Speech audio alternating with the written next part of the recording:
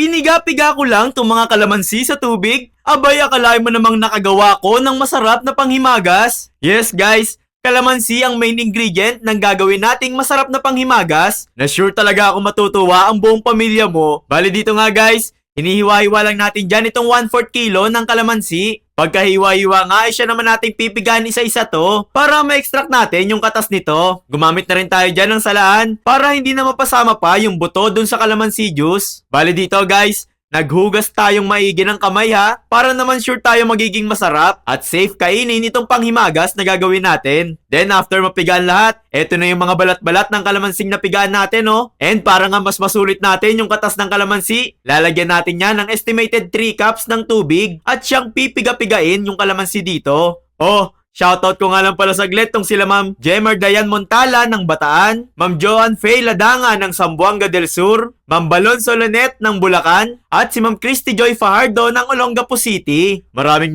salamat po sa walang sawang pagsubaybay. Bali dito nga guys, after nating mapigaan ng kalamansi sa tubig, babanlawan naman natin yung mga buto-buto dito. May asim-asim din yan guys, kaya susulitin din natin yan. Matapos nyan, sasalain naman natin tong tubig na napigaan natin ng kalamansi para matanggal yung mga bobong impurities dito sa tubig. At this point, maglalagay naman tayo dito ng 1.5 cups ng cornstarch. 1.5 cups talaga yung dami nang nilagay ko dito guys. Di ko na lang naipakita dito sa video, hindi nagdag ko pa na cornstarch. Mix lang natin tong mixture until matunaw yung cornstarch. Then set aside. Dito naman sa isang lutuan is maglalagay lang tayo ng 1 cup ng asukal. White, segunda, or brown sugar is pwedeng-pwede dito guys. Ang aim natin dito is tutunawin natin to sa low heat until mag-caramelize. Make sure na sa low heat lang talaga yung apoy natin dito guys ha, para di siya ganun masunog at maging dahilan pa ng pagpait ng dessert natin. After matunaw ng asukal, pwede na nating ilagay dito yung napigaan nating kalamansi. Ito yung purong kalamansi na napigaan natin guys ha. Patuloy natin yan lutuin sa low heat until matunaw yung nakaramelize nating asukal. Huwag natin tigilan to sa paghalo guys para mas madali nating matunaw yung mga namuong caramelized sugar. And once natunaw na nga, pwede na nating ilagay dito yung calamansi cornstarch mixture na ginawa natin kanina. At this point guys, hahalo-haloy lang natin tong mixture until lumapot ng lumapot. Nga pala guys,